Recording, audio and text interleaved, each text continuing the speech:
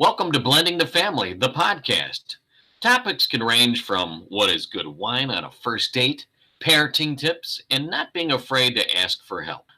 Here's your host, whose math tutor once said he should probably join the circus, Tommy Maloney. Welcome to the podcast known as Blending the Family. I am your host, Tommy Maloney, and I apologize. I need a new office chair. I know I do. When I was listening to the interview you're about to hear, bad boy, conversation, I could hear my chair squeaking. I apologize. I'm sad. I don't have a new chair. I want a new chair. Try and get comfy so I don't make too many noises. How are you doing? You doing good? You having a good day? It's actually, technically, I'm recording this on Mother's Day. I am in the home office because we have a house full of people and they're downstairs watching Harry Potter. I know, you're thinking, don't you want to be watching Harry Potter? All right, on this episode of the podcast, is this your first time listening? You really are going to do that? Well, thank you. Thanks for listening. If you're on a walk, taking the dog for a walk, out on a jog, maybe you're on the treadmill, I would love to know, where are you listening? Just shoot me an email, tommy@blendingthefamily.com, tommy@blendingthefamily.com. On this episode, we have Nathan Harrison, or as I like to call him, Nate. He is the owner, founder of Mile High Adventures. It's a daycare. He runs a daycare, and he's a man. So don't start your crap. He's a good guy. He's a dear friend. And I wanted to talk to him about what's going on in the world. I wanted his perspective because, again, he runs a daycare center, number one. His son, Gabe, who I used to coach, and he will admit I am his favorite coach. He might not admit it out in public, but he'll admit I was his favorite coach. Allegedly. Anyway, Gabe has been doing online school for, I think, 4 years, Nate said. 4 years. And I wanted his take on how we parents can help our kids with online schooling. And one of the things that you'll hear is something I definitely recommend, and you'll hear how Nate has handled the schooling situation, the online schooling situation for the past few years. Nate is a avid pickleball player, and if you go to his website, milehighadventures.com, you'll read about his antics. Oh, maybe that's not the right word, antics. Skills, his participation medals. I'm kidding, Nate. Love you. And anyway, so you'll hear a reference to pickleball. You'll also hear Nate insulting my Scrabble skills, which I will admit, it's really funny. As a writer, I'm really bad at spelling. But I guess I think that's actually normal for a lot of writers, that they're not great spellers. They can, and I'm not one of those people, but they can really maintain a great conversation with you with vocabulary that are not dollar words or like $15 words. I'm not like that. I'm your typical dude. What's up? You know, there's my world right there of having a conversation with you. On this episode, Nate and I talk about things such as how we feel, again, our opinions, that the American education system, number one, is broken, and number two, it was not prepared, obviously, and nothing against the teachers. This is not against the teachers. This is an education system that there are already kids out there, again, Gabe being one of them, that has been utilizing the online learning. And when this pandemic happened, it doesn't seem that it was a well thought out plan. Okay. And so that's why I really wanted Nate's take on this, because he's dealing with not only youngsters for his daycare center, and he's limited to how many kids I think he can have, but how can we help our kids through uh, this pandemic, as far as getting through? What can we do to help them? Getting out, how can we get them active and things like that.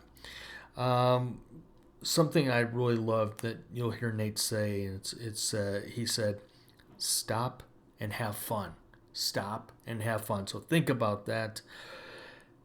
In the show notes, you're going to see one of my favorite TEDx talks, one of my TEDx favorite speakers, authors, writers. Oh my gosh, just marketing geniuses.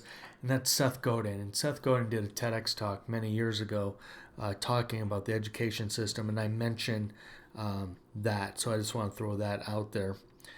But I have a question for you parents out there. When was the last time you were on your bike and you attempted to do a wheelie? Think about it. Think about it. You'll hear Nate talk about a gentleman named Stink here in Denver, and you might have seen him on ESPN, and that's Mark Schlereth. He used to play for the NFL. He is on 104.3 The Fan here in Denver, and his nickname is Stink. And you can look that up and have an enjoyment for that. Okay. One of the things that Nate mentioned, dialogue. Have conversations with your kids on a daily basis. Help them get through this. And, this could be cathartic for both of you, for you and your kids, sitting down and just talking about feelings. I know guys are rolling their eyes at me right now. Feelings. I don't want to talk feelings, but it's really, really important. Staying mentally, your mental health, physical health, again, for both you and your kids. So Nate, like I said, is a dear, dear friend. Like I was saying, his son, I used to coach. Both Gabe and my son Connor played hockey together, and so Nate's part of the family. Wanted his take, wanted his information to help you parents out there with what's going on in the world. And so again, check him out, Mile High Adventures, if you are in the Colorado area. And a lot of things that you'll hear Nate talk about specifics as far as hiking. We here in Colorado have some great hiking places, enjoyable. I'm not going to mention my favorite one because you'll probably show up there, and I don't want you there. I'm sorry. I want to be selfish and rude. Whew. So there we are. That's all. That's all I'm going to mention, because I've said a lot, and I really want you to dive into this episode with Nate Harrison. And hopefully a lot of this information you won't be offended, because we are going to talk about the education system. We also got on a little bit of a tangent of how youth sports is just so corrupt. I probably shouldn't say that, but I just did. Okay. All right. Enjoy this episode with Nate Harrison. Again, he runs the Mile High Adventure daycare. Really cool. Really cool. Highly recommended. You're not sending your kids to sit around and, watch TV all day. He'll actually make them play Scrabble, or maybe give them the finer points on how to play pickleball. All right. Well, thanks for tuning in. I hope you enjoy this. I going to go get some water, but as Terry Crews would say, your success is my success. Stay safe, be kind, go wash your hands. Oh, and wear a mask. Warning, you're about to listen to a conversation, not an interview. I had former NFL player Joe Hawley on recently, and he I don't know if you know Joe's story at all. I do not. So Joe Hawley, he was drafted by the Atlanta Falcons, played for Atlanta, played for Tampa, and then 2018 retired, sold all his possessions, bought a van, adopted a dog, and just started driving around the United States. Yeah, I have heard of him. Okay. So right before I was interviewing him, I started thinking about sports and the fact that, we literally don't have any sports going on. And I know you and Gabe are diehard Bronco fans. How are you guys handling not having any kind of sports right now? I don't miss it. That's my point. I don't miss it. I'm fine right now. I think that Gabriel is struggling more than I am, simply because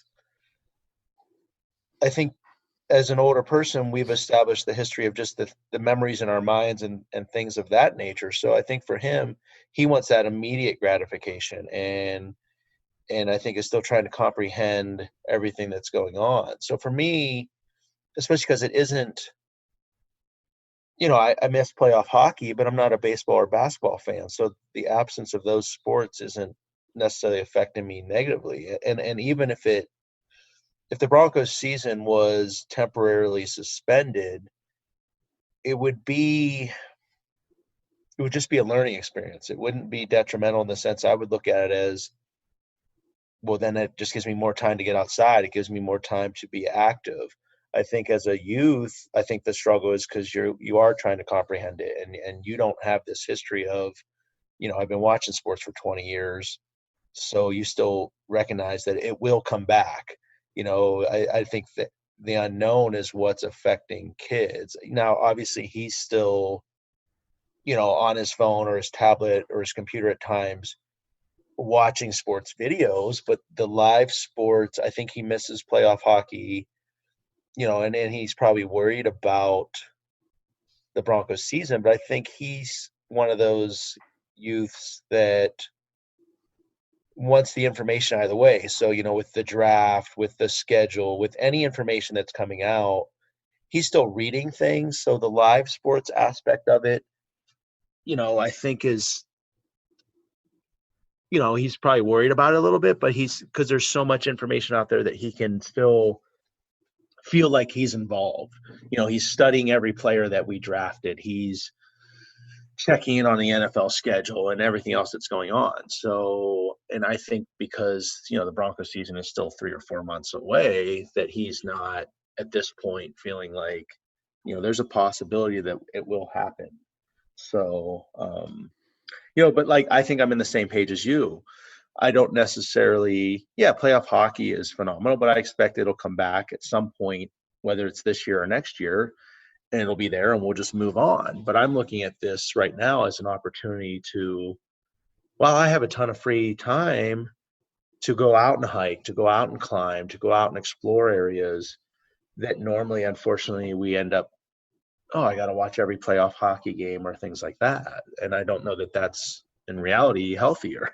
So What, with your experience with the kids, have they had, questions about what's going on in the world? And again, with Gabe, has he had questions of, not not knowing? I mean, how are you handling as number one, as a parent, and number two, with the kids that you watch? So I think with the kids, which are all elementary school age, they're aware of the terminology. It's, COVID, COVID, COVID. I don't think they quite understand the day-to-day, because inevitably every day I'm asked, hey, can we go to a playground today? Can we go swimming today? That you have to continually make them aware every day that, no, they're still closed. No, none of these places are open. So, whereas with Gabriel, he understands until he's told otherwise. He just realizes he's limited in what he can do. So I think because he's older, he's 15, he can, he gets emails from the ice rinks and stuff like that as to when they may possibly open. So I think it's just constantly reminding kids, as to just as you would in anything, that no, we can't go do the things that we typically would do. So we've been blessed, I think, in the sense that my approach has been, well, let's just go find remote areas along the Front Range, and like any kid, they will gravitate toward water. So, oh, sweet, here's a creek. Let's go throw rocks. Let's wade in it. And to that extent, they're thrilled. Yeah, would they like to swim? Certainly, but they get distracted with the other activities, and just like I said, throwing rocks into a creek or splashing, or doing anything of those nature. Now, obviously, Gabriel at 15, he's not fascinated by those things by any stretch. But I think he also recognizes at that age that for him, he may not enjoy the hiking, he may not enjoy the climbing, he just wants to be on the ring. But I keep preaching to him, we still have to stay physically healthy, and he will persevere through that. So it's not a lot of open discussions about the COVID except with Gabriel. And I think like any kid, they will adopt what their parents are saying. He knows my philosophy is let's get out and do stuff. We're not going to allow it to limit us in this sense. We're not right up next to people, but we are out, every evening we can and every weekend exploring areas in the Front Range.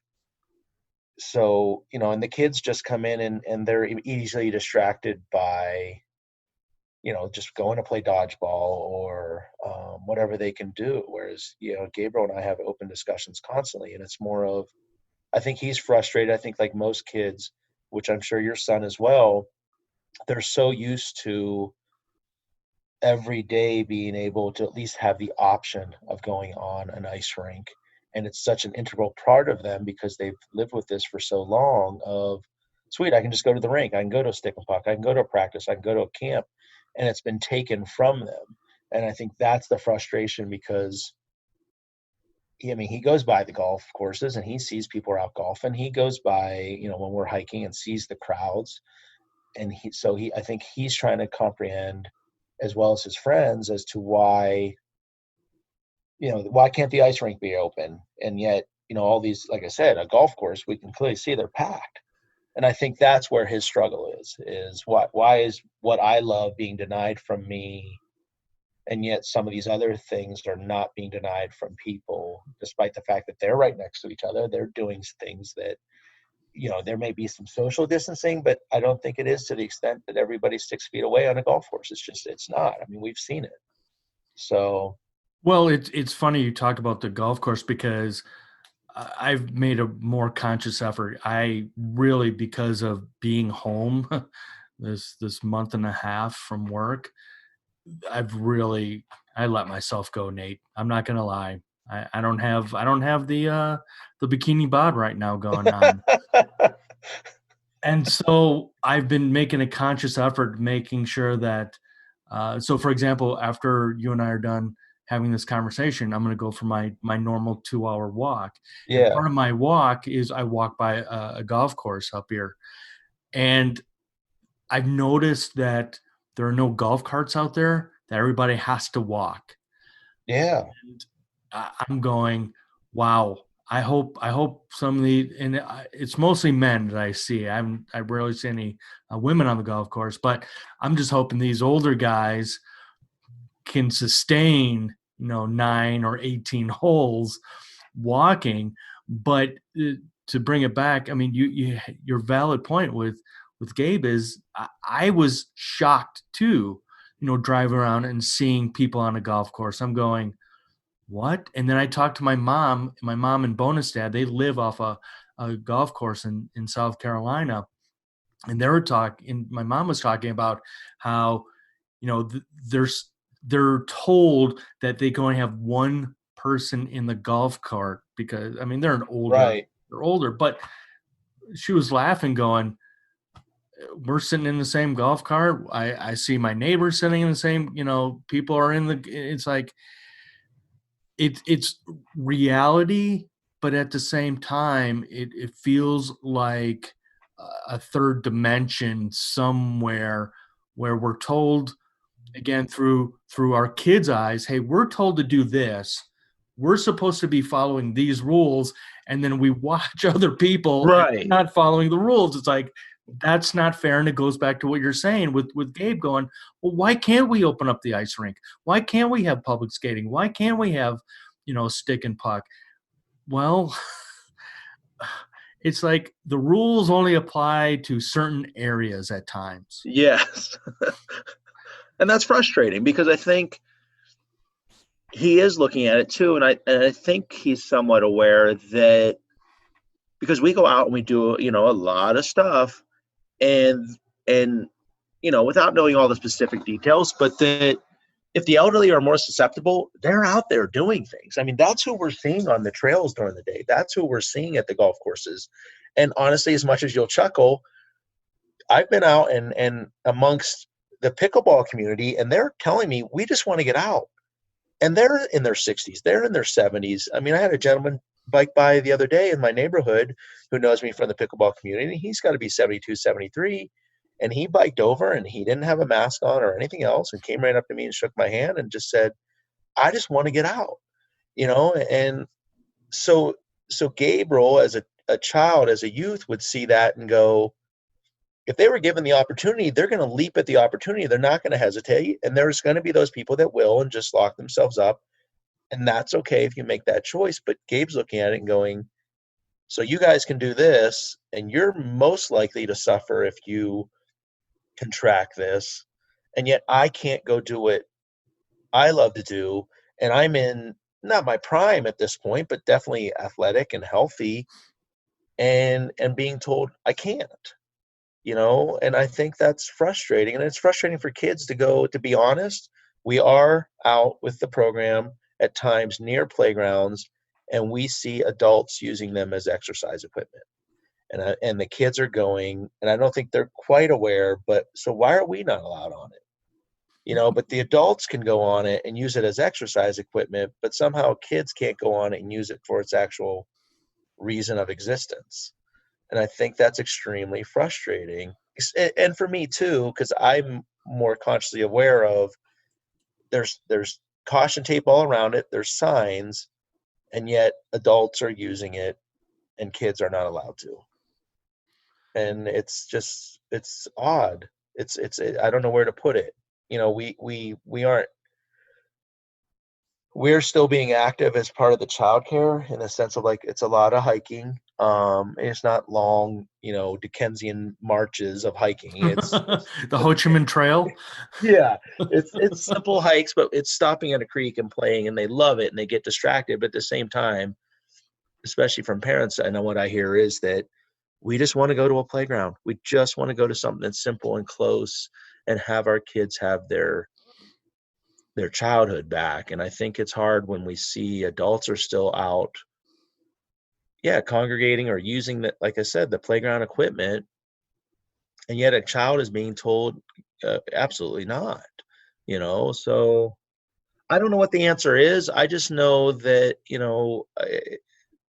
it is frustrating. I think when you're aware and like I said, with your son as well, with Connor, that he's got to be looking at this and going, the same thing. Well, I see all these other people able out to do things. Why can't I go on the rink? Why are these things being denied me specifically?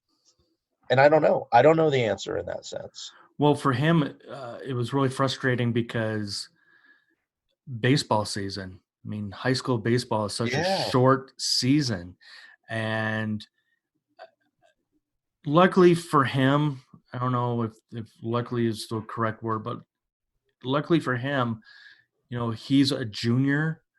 And so as much as I feel bad that he missed his baseball season, my hopes and dreams is that next year he'll have his senior year. Next year he'll be able to play baseball again.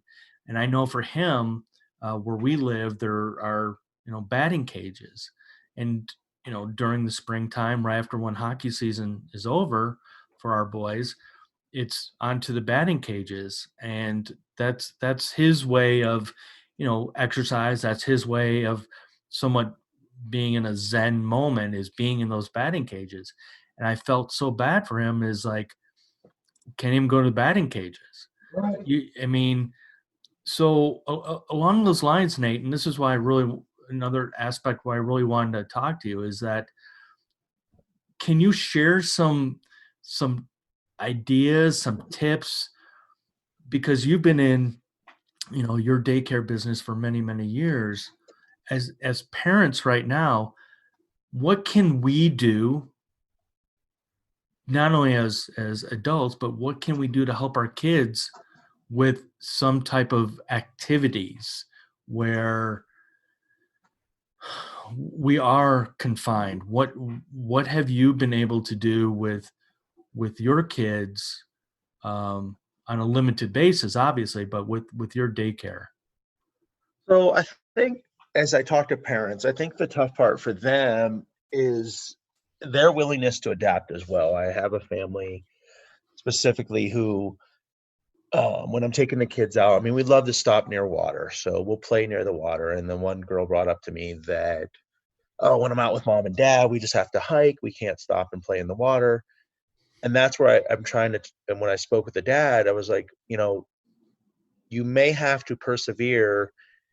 And when you are out doing things, is really cater to what your child wants at that point. You may want the activity of hiking for 3 miles, but you need to, at this point, placate to your child because they're still doing something active. And then if you want that hiking time, I would suggest, you want to go out with your wife or your significant other, you may have to do it on your own until this is over. And hey, I'm going to go hike for an hour and do my thing, and then you can go do your thing. But if we're going out with our child or our children and they need to stop and play in the creek or something like that, as much as we had this idea of this destination point, don't don't lose sight of the journey, that you may not get to that destination point, but allow your child, just stop and let them play in the creek. Let them do this, so they can get through and still feel thrilled by what they're doing. Because most kids don't want to hike anyway. So you're already having them do something that they're feeling more forced to do more often because there's nothing else available. And I would just take them to places where they can just play in the water. I mean, we've gone to Clear Creek, we've gone to Gross Reservoir, and honestly, kids will be thrilled. El Dorado Canyon, South Boulder Creek, just throwing rocks in the water, dipping their feet in the water. And it's the same thing. If I turned it into, well, we're going to hike 3 miles because we want to get to the end point, they'd be miserable. And it's more of just, look, we're going to go as far as, hey, we're distracted by this little pool of water. And there's nothing wrong with that. I think as parents, don't lose sight of that right now we really do have to cater to our kids and trying to keep them distracted from whatever's going on. And when we need to take the time for our own health, we may have to do that without our kids, unless they're older. I mean, Gabriel knows that he may not be thrilled with the hiking and the climbing, but that it's for his health at this point. It's to keep him busy until the rinks open up and he has other opportunities to do things. But with younger children, school-age children, toddlers, I mean, if it's just going and parking somewhere and playing near a creek, allow that to happen, and not feel like, well, we got to go somewhere else. As a parent, you can just go and sit there and bring a book, and read while they're playing in the creek. And when you want your hiking and your athletic time and your health time, then find a way to do that without, as a single parent, that would be tough, but without your child, or, work out in your house, whatever you need to do, with the idea that this will go back to normal. But your kids they're not going to want to go on a 3 mile hike unless they are older. And even then you have to distract them with, we did a winter hike, snowballs, or stopping and really engaging them. But they had their peers because it is a child care. So, I have 2 or 3 other kids that are with them. So they're somewhat distracted. But when they're out with their parents, as it's going to be, why are we doing this? Are we there yet? And it's like, well, we've only gone 100 yards, so we're not quite there yet. And every kid will do that with their parent. But when they have their friends and their other kids to interact with, and it's not about where we're going, it's about what we're experiencing as we may or may not get there, then it's different. It's, if we don't get to the end, we don't get to the end. It's not a big deal. Let's stop and have fun. And then that's what I would suggest to parents is just, what is your goal? Is it to go out there and you want to get to the end point and the summit, whatever that may be, and then you lose focus on what your kid wants, and they can,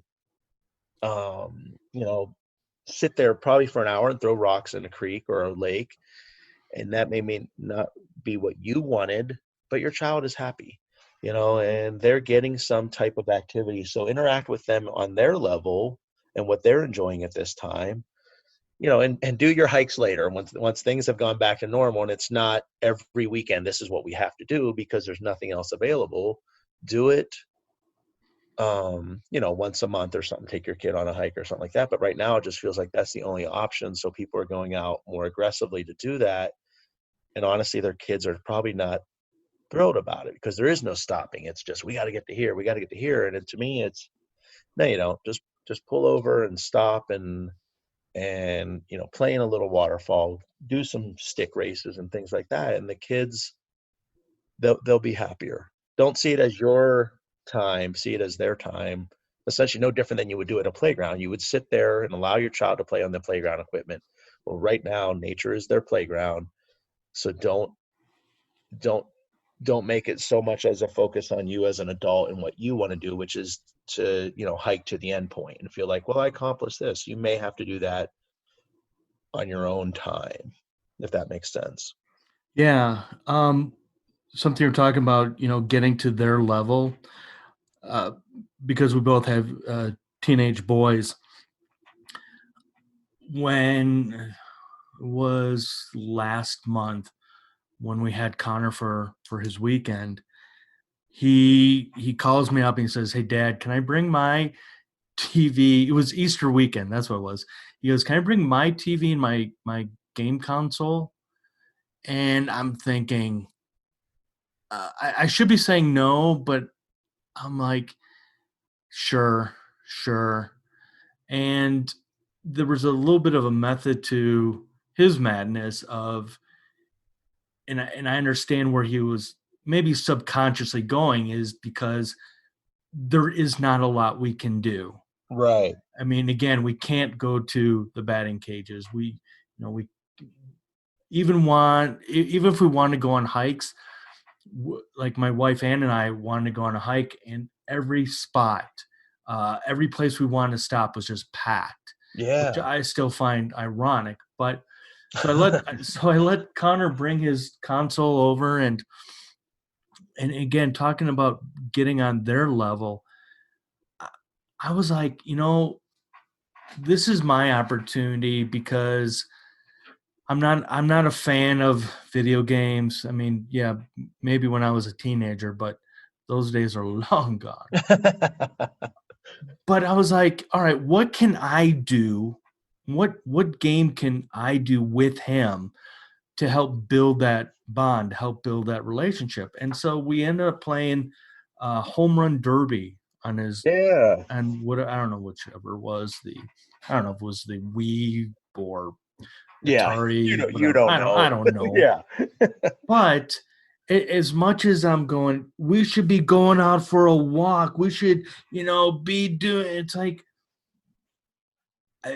my wife was the one who brought this up, and she said that the one really good positive thing about what's going on in the world, from her point of view, is it made us really slow down, and just, it's something you just said, stop and have fun. Yeah. And I sat down there, and I was a little bit addicted, but it was fun. It was something he and I could do. It was interaction. Plus it was, Dad, you suck at this. I'm like, I know. I don't care right now. This is fun. And I firmly believe, again, to go back to what you're saying, is that we parents really do need to stop and have some fun. And if it's being able to go on a hike, go on a walk, go on a bike ride, or just relaxing and Again, even if you're a parent out there that doesn't play video games, has no interest in them, it is, like you said, getting on their level, because the world is really different, and things every single day are changing. But this is your opportunity to create positive memories when a lot of people feel that the world is ending. Right. Yeah, because you can, you have to, as an adult and a parent, adapt as well. And that may mean, and I know it doesn't come naturally for everybody, but to, if they're playing in a water table, play with them. Even if it's 5-10 minutes, they'll still remember that. Or if it's, um, go out and, yeah, go on a bike ride with them at their level, not, like I said, a long trek, but and even if it's, hey, let's go up this little dirt path, let's go off the trail a little bit, and do a single track. It's not always on the sidewalk. Let's do a little jump. Let's practice a little wheelies or something like that. I took the kids yesterday and I had a bike and I took it in the backyard, and we were practicing trying to do a little bit of wheelies and stuff. And even if they're, if it's 3 inches off the ground, it's like sweet, but it's cool. Yeah. It's different. It's not. Yeah. And they were so impressed, and I'm like, I'm not impressed by myself, but I'm glad you guys are. But you have to, what did you remember as when you were a child, and what was thrilling and what was exciting? And like you said, it's if it's spending 20-30 minutes getting embarrassed by your kid on a video game system that we barely at this point can understand.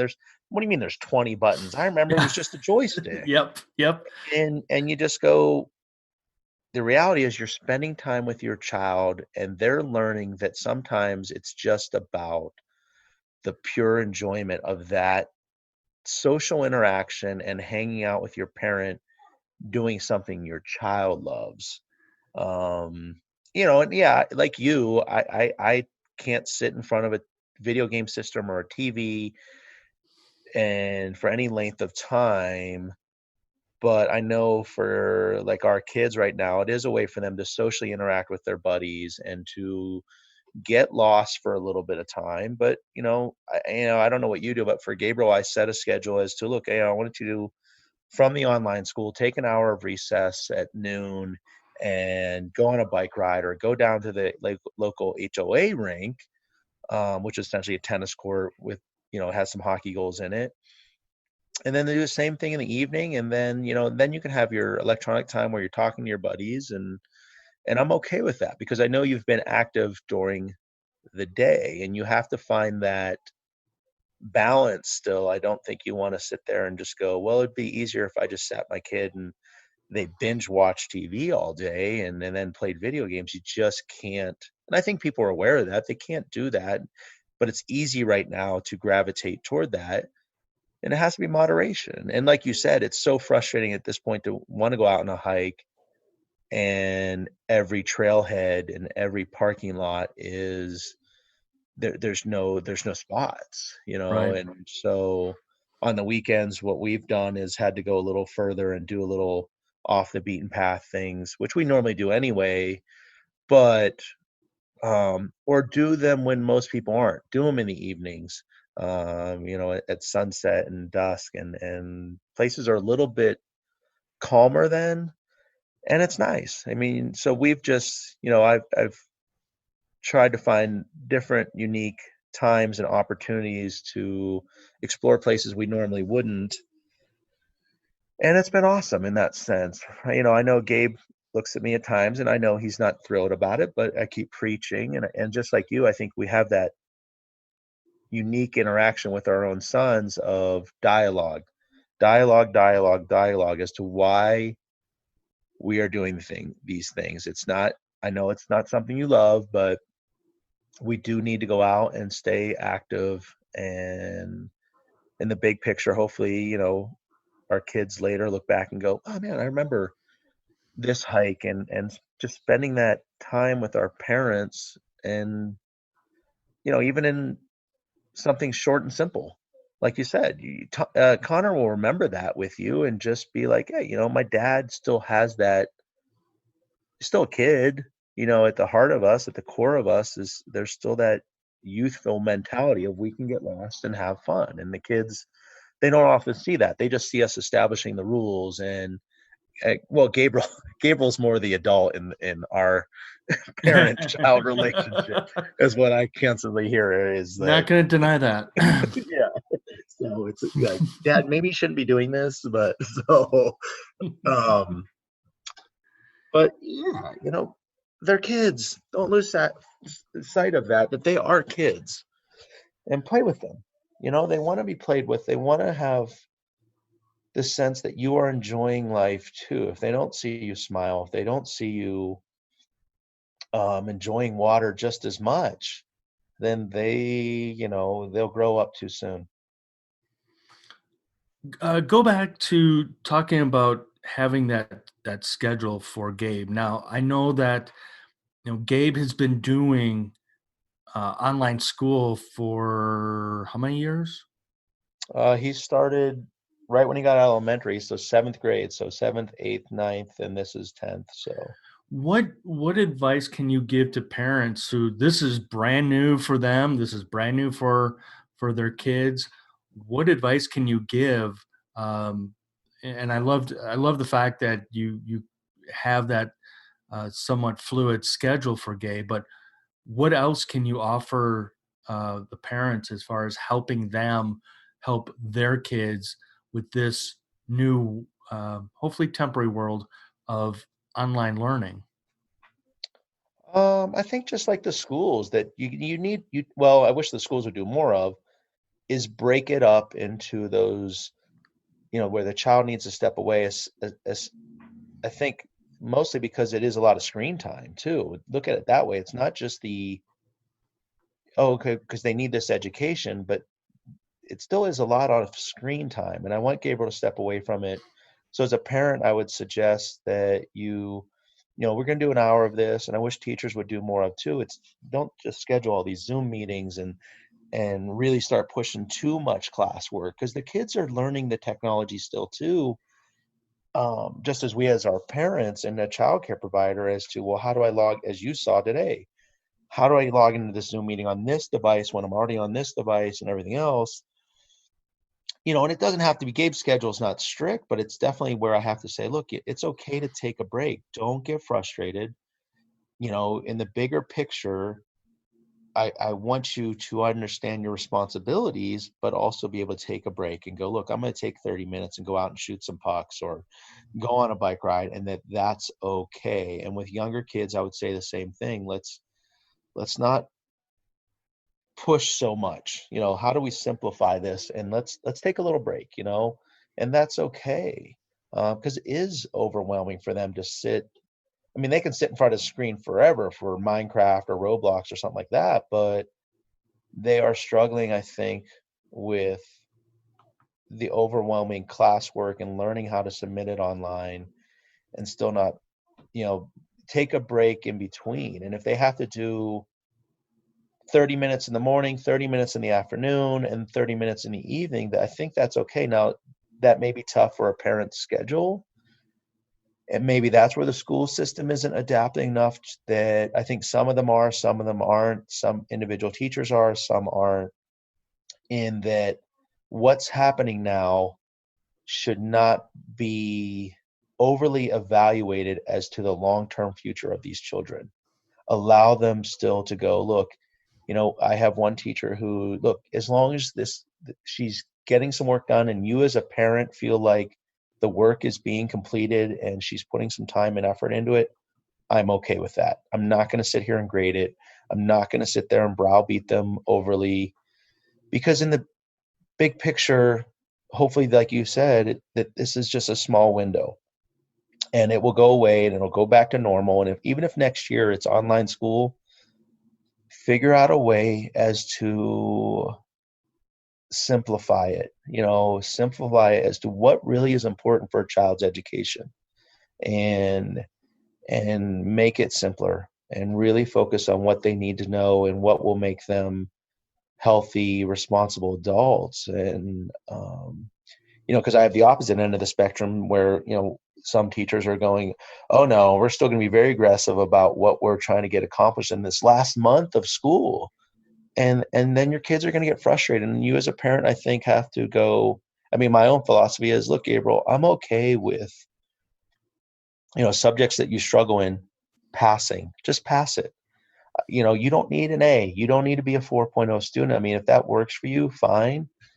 But I know you're putting the time and effort in and it just doesn't come to you, it's okay just to pass and, break up your day and still, just like we would do as adults. At our work, we take an hour break for lunch. We, step aside and talk to our coworkers and our friends, and we're capable of doing that at work. Why can't the kids do that during the school day now that it's all online? And they just feel like, oh man, it's 4 hours of sitting on a computer, and you can't do that and expect them to be healthy. You just can't. So, just break it up as a parent, and also don't feel like, oh my gosh, my kid's not getting 100% on this and 100% on that. And it's okay. It's okay. If they're not putting in the work, that may be a whole other issue, but allow them to be kids, I guess, especially with only a month, and then we'll figure it out during the next school year. How much more time do I have with you? Well, let me see. I got a parent calling right now. I think she was dropping off at 10. I would say 20, 30 minutes if you needed. Okay. Can we continue? Yeah, absolutely. All right. So I want to go back to what you were just talking about, because I loved your philosophy. And this is why I've always been, I don't want to make this sound too weird, but attracted to you, because you're just one of those people that, again, with your daycare center, it's not about the kids just sitting there doing nothing. You get them active, you get them doing things. They're engaged. And what you were just talking about with Gabe and our kids is, and by the way, I was laughing because when I'm normally working, I don't normally take a lunch. I'm weird. I don't know why. I just don't take a lunch, but maybe I need to change that. But I really like the fact that you're talking about how, you know what, especially now, this is the last month of school. Let's just get through it. And it just sounds like to me, though, in a good way, that, and this goes back to the business world where, you have that stupid question, well, tell me your strengths, tell me your weaknesses. And I always say, I'm not going to tell you my weaknesses because I'm not here. You're not hiring me for my weaknesses. So when it comes to, your son's education, to me, what I'm hearing is, and correct me if I'm wrong, is you're more focused on the strengths. Let's not worry about the weaknesses, regardless if this is the last month of school. Oh, absolutely. I think that,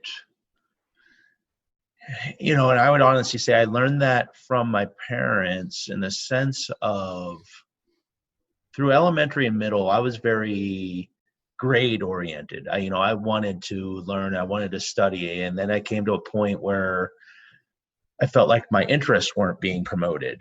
And so then I sort of stepped back and sort of focused on my own. And my parents were very supportive of that. They had no problem with, we know what your strengths are.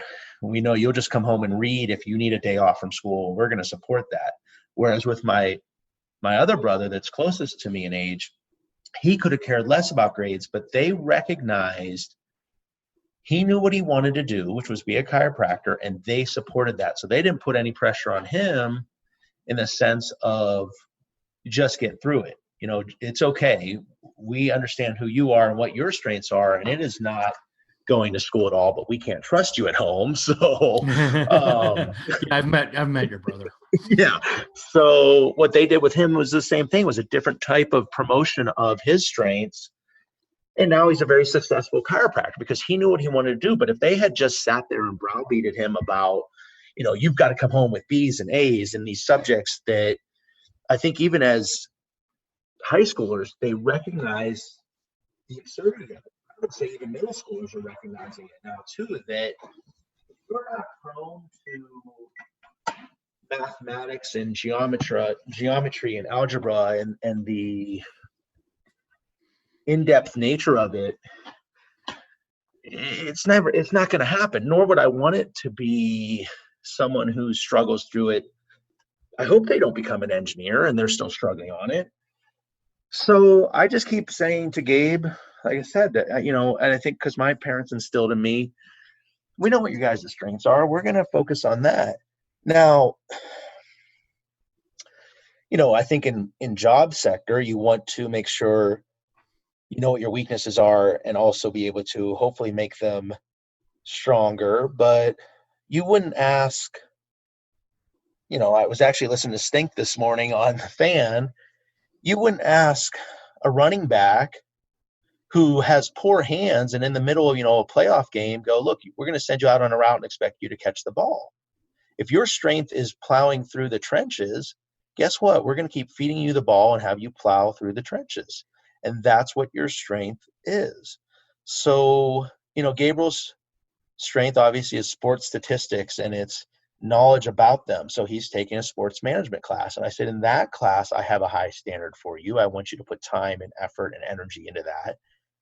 Even though it may involve a lot more writing and things that those strengths that you, or those weaknesses that you do have, but this is what I want you to focus on because I know it's an interest for you. Whereas, the science, the geometry, it's more of just telling him, look, on those you just need to pass. And I'm okay with just show me you're putting some effort in order to pass it. But the sports management class, I want you to show me that you're learning in that one, because that's something I hope I can see that that's what you will gravitate toward and use later. So don't just take the same dispassion toward that you are in the sense of, like I said, the geometry or the biology, because,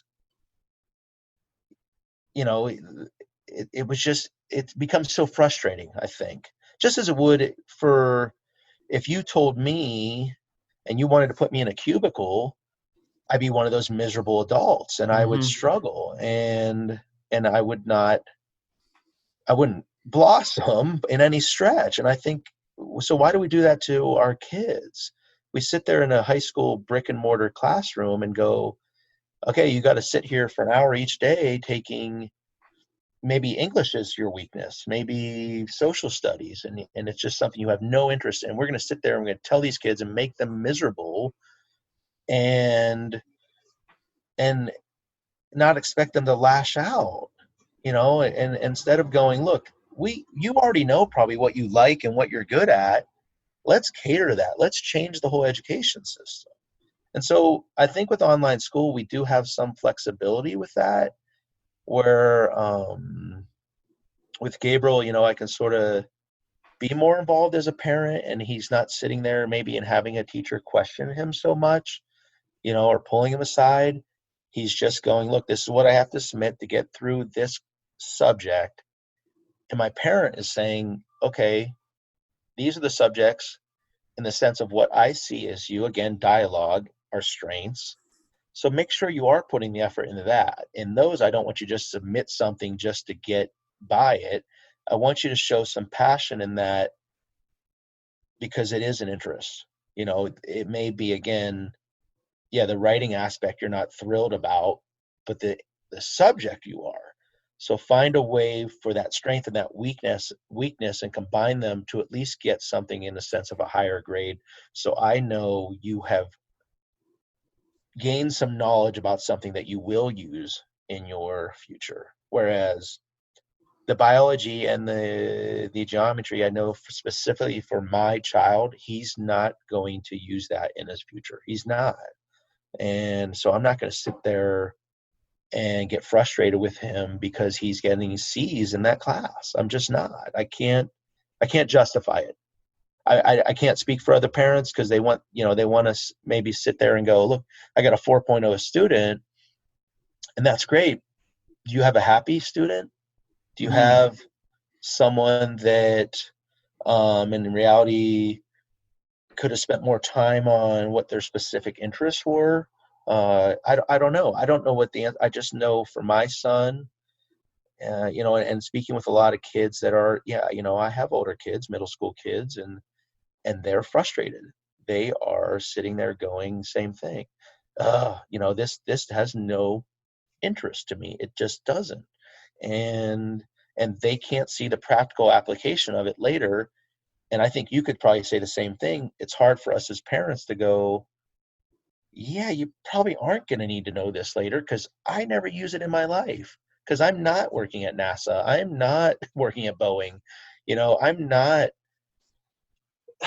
working on viruses. That's not. So why are we spending so much time on it? I don't know. The education system to me it's flawed at this point, and I like the online aspect of it in the sense as a parent you can be more involved into pushing the subjects you want. I just wish there were more opportunities for specifically for my son to take classes based off of his interest. Instead of brutally honestly, wasting so much time in classes that I don't know the value. I really don't, and I'm not sure who does and who can preach it to me as to why, again, specifically for my son, he's spending so much time in geometry, in biology, and even honestly the English literature. In some of it is so remotely based on what they're trying to accomplish. Well, we want you to be aware of more cultures and stuff like that. Well, that's fine, but I think it's too much because we've placed these arbitrary amount of hours of, well, you got to put 6 hours in each day in this subject and this subject and that subject. And again, like I tell parents, sweet, that's awesome. They can tell me about literature in a remote part of Africa, but I can't get them to turn on the microwave correctly. So that's the reality. It's like, and I think most parents feel that way, but we don't know what to do about changing it. We're entrenched in this system, it feels like, and we don't know how to get out of it. And at least online school, I think, has sort of given us a little bit more flexibility. But not every parent has that opportunity because once it goes back to normal, they'll still have to go back into their offices and what you won't be, your kid will have to go back to brick and mortar. Well, one of my favorite authors, marketing people, Seth Godin, he speaks along the same lines as you, that the United States education system is still under the guidelines of the Industrial Revolution. It hasn't changed. I mean, if you look at the way schools are designed, the rows, if you look at a cubicle farm, they're designed by rows. And so there's no modernization of the education system. And you talk to so many different experts in the field of education, and they understand it's broken. The education system is broken. So maybe, just maybe, with the pandemic, maybe somebody will realize, all right, with the education system, it's time to definitely revamp it.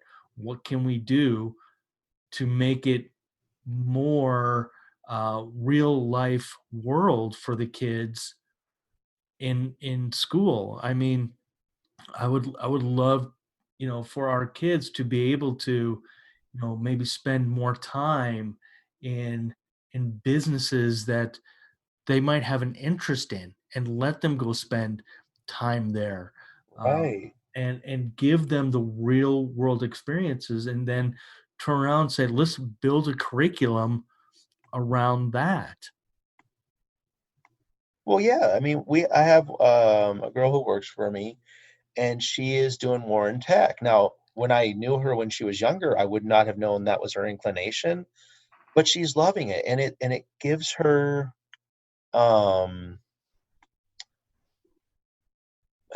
practical application of her knowledge and what she has an interest in. Well, if we can do that in that sector of the world and what it does for jobs, why can't we do that for, I mean, without coming up with a massive amount of examples, but say for my son in sports, in, going to a radio station and learning more about it and focusing on that and then removing, he understands basic math, he can do that, and removing all these other subjects that are taking him away from his strengths and spending time on, just as we wouldn't do as adults. If you work downtown and you are an accountant, I wouldn't all of a sudden go, okay, well, now I need you to go out and, be a carpenter. You'd be like, well, yeah, you're wasting your time. Your strength is in accounting. I'm not going to ask you to go do these other things. That's the extreme, but that's what we're asking these kids to do, as if we think that they don't know what their strengths are yet, or that we don't know what their strengths are as parents, or even as teachers. These teachers know what these kids are good at already. And so let's focus on that. And like you said, that hopefully maybe there will be some blessings that come out of this in the education system, but I don't know, because it is a fight, and it is easier to just go, well, let me just keep sending my kid into the same system and the same grind. And often I've been like, I wish I could just open up my own school, and how could you promote it in the sense of, this is what we're focusing on, and this will be my strengths, and this is how I help you as children with that. And then as any school, you broaden it out. Okay, and then this child, if this is their strengths, then you hire a teacher that focuses on those strengths, and that's where you push your kid. Why can't we do that where it's not just, at Warren Tech, and we do other things? And it is, I think a lot of parents, when you talk to them, it is frustrating, because we went through it, and we went and said, oh my gosh, I wasted so much time on subjects and stressing about subjects and grades that I don't use in any aspect of my daily life at this point. I'm okay with being a grunt about that somebody else is an engineer and they do what is a strength for them, because I wouldn't want them going out and, unless they had this strength as well, rock climbing or football or coaching. That's not their strength. I don't want them doing that. So we wouldn't waste time trying to teach them those things in the school system. So why are we doing it in the other aspect of it? I love that, Gabriel, we've come to an era where we do have the opportunity for online school, and I can push him in the sense of what I know his strengths are. But I think a lot of people, once this goes back to normal, they'll just go back to, it is easier just to send our kids back to the traditional school, and you just get through it and you don't challenge it. And that's disheartening that the system is so entrenched.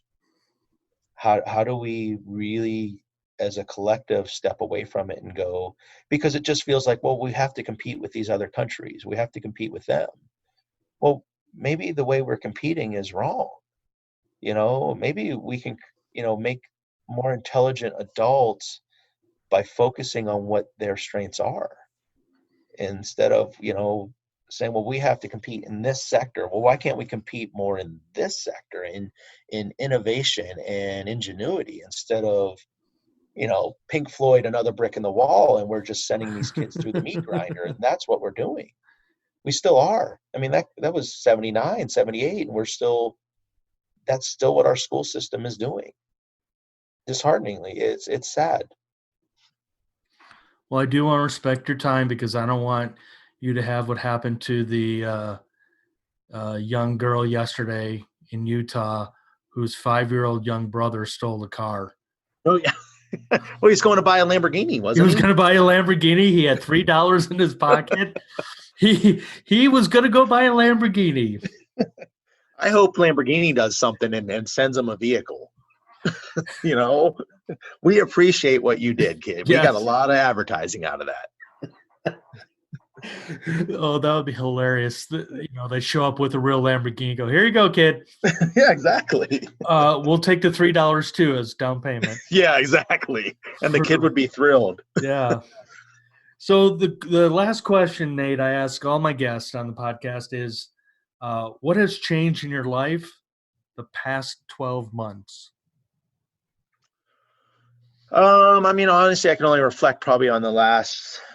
I mean, because when you're in hockey season and with a child who's involved so deeply in athletics, it's very systematic. You're just constantly running to practice. You're constantly doing this. I would say in the last month or so, once all this has happened, I think the biggest change is, and I hope it doesn't sound too negative, is because I'm able to get out in the evenings, and during the day, I've been trying to get out even more because it is less crowded during the week. Now, the weekends are just frightening because of how busy everything is. But I can go up to Boulder almost every night and hike and climb and barely see people. And I'm not afraid, am I going to get a parking spot, and Gabe and I have been even trying to take RTD more and just go up, throw the bikes on there, bike around. I think that's the biggest thing is it's given me an opportunity personally just to get out even more than I would normally, because I try to go out into nature to more avoid people than to be around them. But so I don't usually go up to Boulder in Chautauqua just because it's always packed with students and everybody else. And now, unless you go on the weekends, evenings it's not, and during the day it's not. So the kids and I'll go up, and I think I've loved that aspect of being able to go places that I normally wouldn't because of the crowds. So on the weekends, yeah, it is frustrating, but then, Gabe and I, like I said, we'll go during sunset, or we'll go a little bit further into like Mount Evans, Echo Lake, those type of places that we might not see as many people, but everything along the Front Range, yes, is packed on the weekends. And so I've loved that aspect in the sense of it's given me even more time in nature, which is something I absolutely adore and love. So, and to get kids out more and doing that as well. And, so I think that's the biggest thing. I mean, as I said, in the past 12 months, the biggest thing is just, it's so systematic when we're raising kids and they are so involved in so many athletics and everything else. Like, it's just running back and forth to the rink. You're just so, and now all of a sudden it seems like there's all this excess free time, and I don't want to fill it by, Netflix and Amazon and just sitting in front of a television. To me, I'm like, let's go out and bike more. Let's go out and, this trail, maybe won't be so busy tonight. Yeah, it's 30 minutes out of the way, but let's go do it. Even if I get 30, 40 minutes on that trail, to me, it was worth it. It's invigorating. So I think for me, that's the biggest thing. And it is nice. I think you see it as well. It's nice that people are getting out into nature more. It's just, it is so crowded, and I'm hoping that people are still respecting it, that it's not, it's still just like, I think when the shutdown happened, where everybody's out and just, let's just go crazy, and there's trash and there's this and there's that. I think just please still respect it is my biggest thing, is because there are people that are going out there and really do appreciate it, and really just we're out in nature for it to stay natural, not to see the human footprint. And so it's nice seeing people out more. So don't lose sight of that once everything opens back up. Step aside from, I know you and I are on the same page of how much travel hockey actually takes away from hockey at times, and it's so much travel. And so Yes. could we just step back and go, this has been nice to not feel like every weekend we have to go travel for hockey. So why not have it simpler and get kids on the ice a little bit more without on planes and trains and all that stuff, and just, I see it as, I hope the rinks realize, especially financially too, but that just play hockey. We don't have to go to all over the country to do that. And our kids really just want to be on the ice. And they don't care where it is. If it's right here in our backyard, then let them get on the ice. I think you and I, sorry to veer off a little bit there, but you and I have talked repeatedly about the push that sports have become a business. Youth sports have become a business, and they've become a lack of focus on the actual sport and the kid getting time in that sport. It's become something else, and that's frustrating. Well, the whole political aspect of youth organizations is crazy because, you and I could sit here and do another hour talking about how your kid might be a superstar, might be a jerk, but because they're a superstar, they're going to get all the chances versus, a kid who is working their butt off and might not have the same abilities or skills, but they're going to look down upon because they don't have those skills. Right. But they're a team player. Yes. We don't recognize the team player anymore. We recognize the highlight showboat player. And unfortunate, that kid might be, and even that adult, as we see in a lot of professional sports, might be a cancer on the team, and they are actually limiting the success of that team. And we don't recognize that enough. Like I said, you and I could sit here and talk for a whole Yeah, hour about that. But like I said, I don't need it. I don't want to read any articles of your kids stealing the Jeep and up in like Colorado Springs or Utah or New Mexico right now. So I'm gonna say thank you so much, Nate, for your time. And I knew you would be somebody that would really bring value. And I just want to say thank you. And I hope you, Gabe, and the rest of the crew are doing well. Yeah, absolutely. Well, thank you. And honestly, for reaching out and seeing me as at least having some intelligent thought on the whole, everything that's going on in kids and online schools. So, but yeah, good luck, just you as well. Don't put on too much weight there, Tommy. I'm trying not to. Get out there. I am. That's as soon as I'm done with you, I'm gonna go throw on the shoes, change my hoodie to a short sleeve hoodie, awesome. and then be out for 2 hours. My goal today is 20,000 steps. That's my goal. It was 18. Nice. I did 18 yesterday, so hopefully 20 today. Awesome. How's your Scrabble game going? Did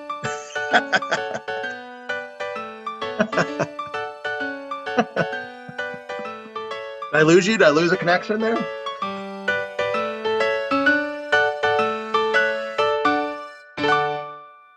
Thank you for listening to Blending the Family, the podcast.